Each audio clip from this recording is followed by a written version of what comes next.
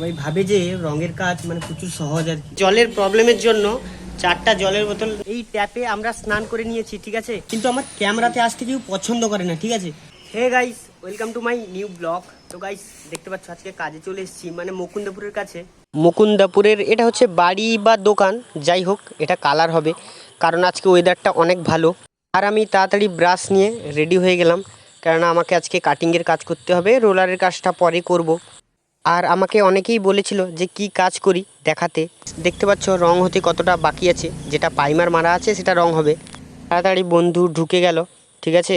আর এই গলির ভেতরে মানে এতটা জায়গা কম, মানে রঙের কাজ করাটা প্রচুর কষ্টের আর কি। তো গাইস 10:30 বেজে গেছে, ঠিক আছে। এবার আমরা খেতে এসেছি, আর আমাদের এখানে ব্যাগ ট্যাগ আছে, মানে এটা ছাদের রুমটা কমপ্লিট হয়নি, এরকমই দেখছো। এখানে জলের বোতল, মানে জলের প্রবলেমের জন্য 4টা জলের বোতল নিয়ে এসেছি, ঠিক আছে। সবাই ভাবে যে মানে রঙের কাজ মানে প্রচুর সহজ আর কি। তো এবার একবার তোমাদের আমি দেখাচ্ছি, দেখতে পাচ্ছ।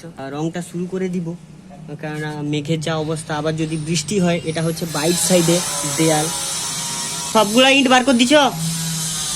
তো গাইস আরেকটা বড় ব্যাপার হলো, মানে আমি যখন ভিডিও বানাই সে আমি দেখাবো, কিন্তু আমার ক্যামেরাতে আসতে কেউ পছন্দ করে না, ঠিক আছে। বন্ধু বান্ধব হোক, যে কেউ হোক, বাড়ির লোক হোক, মানে কেউ ক্যামেরাতে আসতে পছন্দ করে না, কারণ তাদের লজ্জা লাগে বা অন্য কিছু প্রবলেম। তো গাইস কাজটা কমপ্লিট হয়ে গেছে, এই ট্যাপে আমরা স্নান করে নিয়েছি, ঠিক আছে। এবার ফাইনালি কাজটা কমপ্লিট হয়ে গেছে। মানে বলেছিলাম, মানে বৃষ্টির আগে ভেবেছিলাম যে বৃষ্টির আগে কাজটা কমপ্লিট করে নেব, যা মেঘের অবস্থা। আর ফাইনালি কাজটা কমপ্লিট হয়ে গেছে।